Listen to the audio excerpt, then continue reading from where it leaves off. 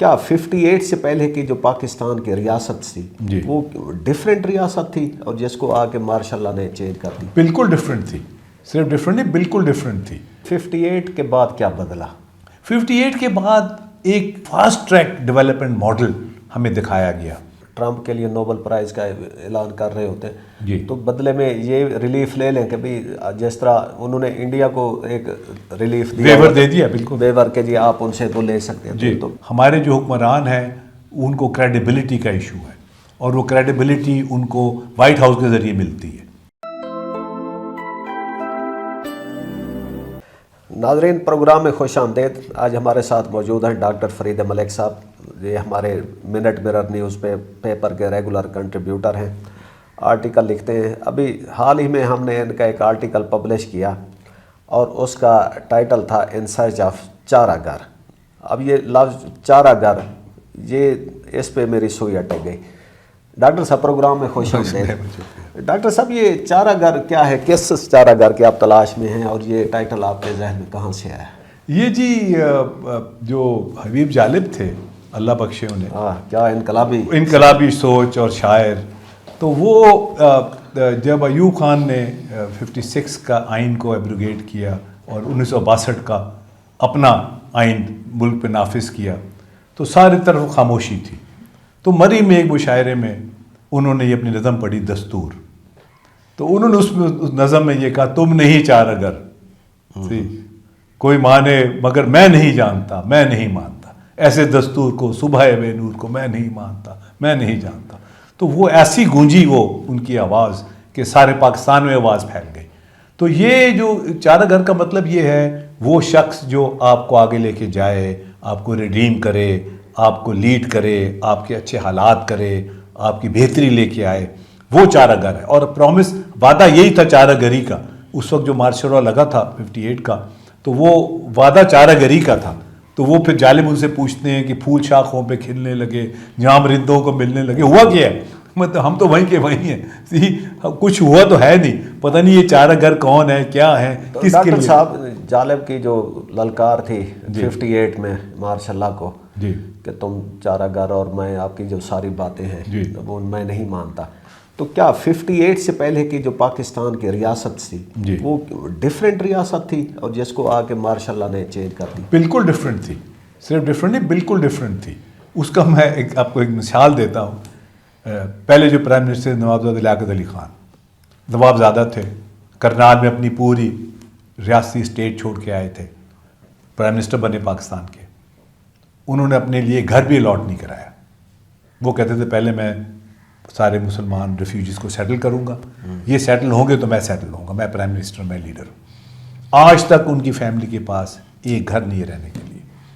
اس کے برعکس جب اسلام آباد کیپٹل بنا تو جو بہترین پلاٹ تھا اسلام آباد میں، پہاڑی کے اوپر، میرٹھ کے بالکل سامنے، پارک کے ساتھ، 4 کنال یا پتہ نہیں 6 کنال کا، وہ ایوب خان نے اپنے آپ کو الاٹ کیا۔ یہ فرق تھا، یہ دس از دا ڈفرنس، جو 58 سے پہلے کا پاکستان تھا اور 58 کے بعد کا پاکستان تھا۔ نواب وہ جو تھے اپنا خواجہ ناظم الدین، وہ ایک گراج کے اوپر فلیٹ میں رہتے تھے کراچی میں ایز پرائم منسٹر۔ میرے کہنے کو سمپلسٹی تھی، آسٹیریٹی تھی، لوگ سادگی سے رہتے تھے، کوئی پھوپھا نہیں تھی۔ تو 58 کے بعد کیا بدلا؟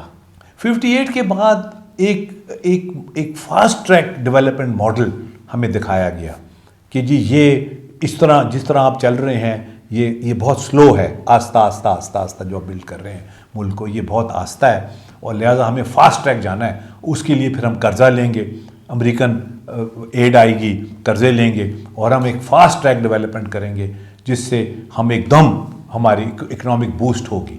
تو اس کا نتیجہ پھر یہ ہوا کہ جب وہ ڈیکیڈ آف پروگریس منانے گئے ایوب خان 69 میں، تو وہ 68 میں اکتوبر میں، تو وہ لوگ سڑکوں میں نکلا ہے، بیکاز وہ جو ڈیولپمنٹ تھی وہ ایک مخصوص طبقے کی تھی، نیشن بلڈنگ ختم ہو گئی۔ تو 58 تک نیشن بلڈنگ ہوئی تھی، 58 to 69 امپائر بلڈنگ ہوئی، نیشن بلڈنگ نہیں ہوئی۔ اس سے وہ 22 فیملیز کے باقاعدہ نام آئے، ساری ملک کی جو دولت تھی وہ چند ہاتھوں میں چلی گئی، اور جو ہم نے قوم کو اٹھانا تھا، آپ نے چند لوگوں کو، چند فیملیز کو اٹھا دیا، قوم بیچاری وہیں کی وہیں رہ گئی۔ اور پھر اسی دور میں حبیب جالب جیسے لوگ سامنے. بالکل اسی دور میں حبیب جالب صاحب لوگ سامنے آئے, انہوں نے اس کو رد کیا اور ان کو زدکوب کیا گیا, بڑی انہوں نے صوبتیں اٹھائیں, مشکل وقت سے گزرے. اب تک ان کی جو فیملی ہے بیچاری وہ مختلف مشکل وقت سے گزر رہی ہے, مگر حبیب جالب نے اپنا مشن جاری رکھا اور پھر ان کو پوئٹ آف ریزسٹنس کا خطاب بھی دیا گیا. تو شاعر انقلاب کا شاعری کا ایک خطاب جو ہے وہ فیض احمد فیض کا ہے, ان کا پوئٹ آف ریزسٹنس ہے انہوں نے. اور اینڈ میں آ کے جب بالکل یہ بیچارے آپ نے آخری وقت میں پھر انہوں نے بے نظیر بھٹو سے ان کی صلح ہو گئی, ورنہ ہر حکمران سے ان کا ٹکراؤ ہوا اور انہوں نے جو علم تھا اس کا حق کا وہ بلند رکھا ٹل دی اینڈ. ان سے بھی صلح اتنی وہ نہیں ہوئی, پھر جب جوش آیا تو اس پہ لکھ دیا کہ ہر بلاول ہے دیس کا مکروز اور پاؤں ننگے ہیں بے نظیروں کے. وہ اب ان کے اندر جو انقلابیت مزاحمت تھی نا وہ زندہ رہی. اچھا, آپ نے حبیب جالب کا اور ان کی فیملی کا حال تو واضح کر دیا. وہ جو اشرافیہ تھی جو 60s میں بلڈ ہوئی اور انہوں نے امپائر وہ کیا, تو وہ آج تک قائم ہے, ان کے حالات کیسے؟ جی ہاں بالکل قائم ہے. وہ اس میں پھر یہ ہوا کہ جو بھٹو صاحب کا دور آیا بیچ میں اور نیشنلائزیشن وغیرہ ہوئی, اس سے یہ ہوا کہ کافی وہ ڈسلاج ہوئے اور اس میں تو کافی لوگ تھے, اس طرح بینکس نیشنلائز ہو گئے, بڑی انڈسٹری نیشنلائز ہو گئی, جو کوئی نقصان بھی ہوا. خاص طور پہ جو بیکو تھی بعد میں پیکو بنی وہ کافی بڑا لاس تھا. اس کے علاوہ اگر آپ دیکھا جائے تو وہ پھر ڈسلاج ہوئے, کئی وہ جو لوگ تھے وہ باہر چلے گئے, انہوں نے باہر انویسٹمنٹس کی, مگر وہ پھر کئی واپس لوٹے اور کچھ بچا گئے, پھر انہوں نے ریکوپ کیا. تو مگر کنٹرول جو ہے ابھی بھی وہ انہی کے پاس ہے. وہ جو عوامی جو دور تھا, جو 70s کا عوامی دور تھا بھٹو صاحب کا 71 سے 77 کا, وہ واپس نہیں ہوا, بلکہ ایک اور ہم ڈائریکشن میں چلے گئے. اب تو یہ ہوا ہے کہ جو اسٹیٹ تھی ہماری, جو 1985 تک نیوٹرل تھی اسٹیٹ, یعنی اسٹیٹ کا رول تھا نیوٹرل اور فیسیلیٹیٹ کرنا عام آدمی کو, وہ بھی ختم ہو گیا. اب اسٹیٹ جو ہے وہ ایک پارٹی بن گئی ہے وہ ایکسپلائٹیشن, لوگوں کو ایکسپلائٹ کرنے کی. لوگوں کو دیکھیں اس طرح آپ نے ذکر کیا جو ہم نے بجلی کے معاہدے کیے وہ لوگوں کو ایکسپلائٹ کرنے کے لیے تھے, گیس کے معاہدے ایکسپلائٹ کرنے کے لیے تھے. کسی گورنمنٹ کے دفتر میں چلے جائیں وہ آپ کو فیسیلیٹیٹ نہیں کرتے, وہ دیہڑے لگانے کے چکر میں ہوتے ہیں. اور ریکارڈ کا وہ خراب کر دیا, فائلیں خراب کر دیں. اسٹیٹ کے خلاف جو اب عوام اور اسٹیٹ آمنے سامنے آ گئے ہیں. اس کا جو حل جو ہے وہ سیالکوٹ نے یہ نکالا, انہوں نے کہا جی thank you very much, bye bye state, ہم خود کریں گے, آپ ہمیں تنگ نہ کریں, ہمیں کرنے دیں. ٹھیک, انہوں نے خود they took it on them. تو آپ اسٹیٹ کا نام لے رہے ہیں, یعنی کہ وہ جو نظام ہے وہ ابھی تک انہیں مخصوص طبقے کو فیور کر رہا ہے. بالکل, اور جو ایڈمنسٹریٹو مشینری ہے ہم نے جو انہیرٹ کی تھی وہ بیسکلی کالونیل اسٹرکچر تھا, مگر جو اس وقت کے جو افسران آئے, جو اس وقت کے جو انگریز کے زمانے کے افسران تھے, ان کو ایک اندازہ تھا کہ اب ملک آزاد ہوا ہے, اب ہم نے کیونکہ آزاد مملکت میں ہم نے لوگوں کو کچھ ریلیف دینی ہے, اور وہ ریلیف دیتے تھے. وہ افسران جو تھے وہ ریلیف دیتے تھے. مگر 85 کے بعد جب یہ کرپٹ پولیٹیکل لیڈرشپ آئی تو انہوں نے ان کو اپنے ساتھ ملا لیا, اور اپنے ساتھ ملا کے ایسے کام کیے, ایسے پروجیکٹس کیے جس سے سب نے بینیفٹ کیا, یعنی سب کی موجیں لگ گئیں at the cost of the state. آپ نے وہ پریزیڈنٹ لگاری کہتے تھے کیک بیک پروجیکٹس, آپ نے وہ پروجیکٹ کی جس میں کیک بیکس تھیں. اب ہندوستان میں موٹر ویز نہیں بنی, یا موٹر ویز بنی, قرضہ لیا, موٹر وے بنائی, کیک بیک لی, اب وہ قرضہ کون واپس کرے گا, پے بیک کیا ہوگا. اب آپ کا جو ڈیٹ $10 بلین تھا 77 میں, وہ $134 بلین تک پہنچ گیا, دیکھیں نا. اور آپ کے واپسی کا کوئی نظام نہیں, کوئی طریقہ کار نہیں. دس از واٹ ہیپن. تو اس وقت جو آپ کا جو ایڈمنسٹریٹو اپریٹس ہے, جو اسٹیٹس ہے, وہ بالکل وہ پرو پیپل نہیں ہے, وہ چارہ گر نہیں ہے, وہ لوگوں کو آگے لے کے جانے کے لیے نہیں ہے. جوڈیشری ٹو سم ایکسٹینٹ تھی, جوڈیشری کو بھی انہوں نے اپ کلپ کرنے کی کوشش کر دی. اب جوڈیشری بھی وہ ریلیف دیتے ہوئے ڈرتی ہے جو آج سے 10-15 سال پہلے جوڈیشری ریلیف دے رہی تھی. خاص طور پہ جو لائرز موومنٹ چلی تھی اس کے بعد جوڈیشری نے کچھ پر نکالے تھے, اب وہ بھی کلپ کر دیے گئے. اچھا, ہم نے موٹر ویز تو بنا لی, جی ٹھیک ہے, اور لیکن ہمارا سرکولر ڈیٹ بھی بڑھ گیا, اور جو دوسرا اسٹیٹ کا ڈیٹ ہے انٹرنیشنل وہ بھی بڑھ گیا ہے. اب ہم موٹر وے کی تو پرائڈ لیتے ہیں, لیکن کچھ اور منصوبے بھی ہو سکتے تھے, جیسے Iran Pakistan pipe line gas ہے, بالکل اس کے اوپر کوئی توجہ نہیں دے گی. اس کی کیا وجہ ہے؟ اس کی جی بیسک وجہ یہ ہے کہ ہم جب بھی جاتے ہیں ہم اپنے نیشنل انٹرسٹ میں بات کم کرتے ہیں.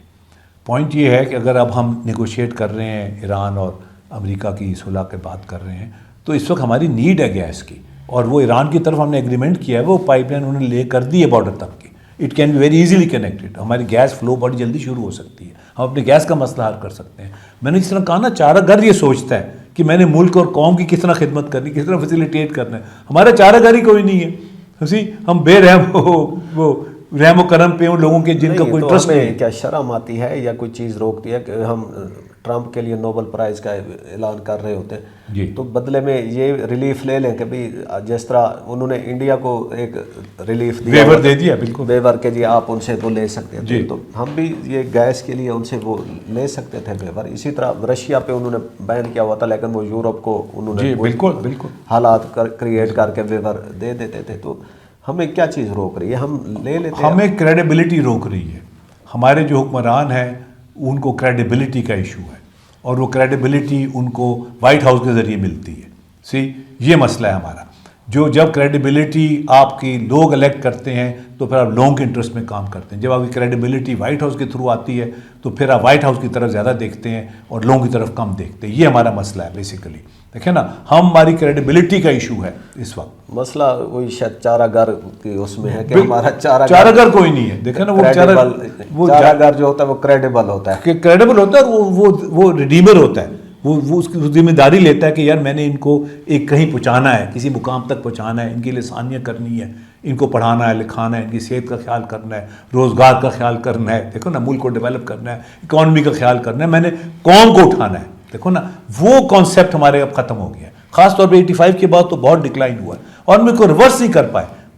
اور یہ بڑا سیریس معاملہ ہے اس وقت، کیونکہ اس وقت مجھے یہ کافی سیریس ہے معاملہ، کیونکہ جو اسٹیٹ اپریٹس ہے، جو گورنرس اپریٹس ہے، اور لوگوں میں بہت بڑا گیپ ہے.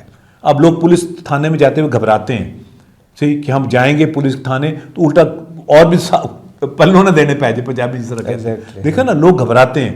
اسٹیٹ کی طرف لوگ جاتے ہوئے گھبراتے ہیں. پہلے یہ ہوتا تھا کہ وہ اسٹیٹ کا کام فیسیلیٹیٹ کرنا ہے. کیوں آپ نے اتنا ایڈمنسٹریٹو اسٹرکچر رکھا ہوا ہے؟ فیسیلیٹیشن کے لیے. گھبراہٹ کے لیے نہیں رکھا ہوا، لوٹ مار کے لیے نہیں رکھا ہوا، اپنے ایکسپلوٹیشن کے لیے نہیں رکھا ہوا، اپنی فیسیلیٹیشن کے لیے رکھا ہوا ہے. اچھا، 58 میں جالب نے جب یہ پکار لگائی جی، کوئی ہے چارہ گر، تو خیر ہمیں ذوالفقار علی بھٹو کہہ سکتے ہیں کہ اس صورت میں ایک نظر آئے، اور وہ آپ ان کے پیریڈ کو ہمیشہ گولڈن پیریڈ یا اچھے لفظوں میں یاد کرتے ہیں کہ اور اس اسمبلی کو بیسٹ وہ کرتے ہیں. آج کے دور میں کوئی چارہ گر ہے؟ اب جالب تو نہیں ہے، لیکن ان کا ٹائم لیس جو شعر ہم ڈسکس کر رہے ہیں، ہمیں چارہ گر کی تلاش ہے. بالکل ہے جی، ایسی بات نہیں ہے. دیکھو نا، اب ہم مگر انفارچونیٹلی ہم چارہ گروں کو بند کرتے ہیں، ان کو ذلیل کرتے ہیں، اور ان کو تنگ کرتے ہیں. اب وہ جالب جو تھے، جالب تو بیچارے رل گئے نا، وہ تو تباہ ہو گئے. دیکھیں نا، مگر وہ انہوں نے اپنی چارہ گری نہیں چھوڑی.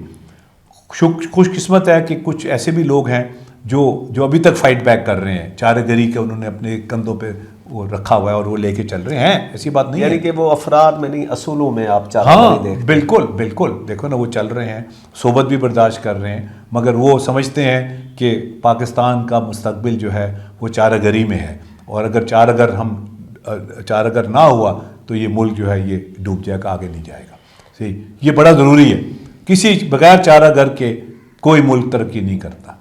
قائد اعظم چارہ گر تھے، انہوں نے پاکستان بنا دیا ہے نا. اب یہ ہے کہ اگر چارہ گر ہوگا تو ہم آگے جائیں گے، ورنہ ہم آگے نہیں جا سکتے. تو ناظرین، ہماری یہ چارہ گر کی جو تلاش تھی وہ ہم نے دیکھا کہ افراد میں بھی ہے اور اصولوں میں بھی ہے. تو یہ اصول اب ہمارے سامنے ہیں، کانسٹیٹیوشن بھی ہمارے پاس ہے، ہمارے پاس ایک لیگیسی بھی ہے، ہسٹری بھی ہے، پوٹینشل بھی ہے.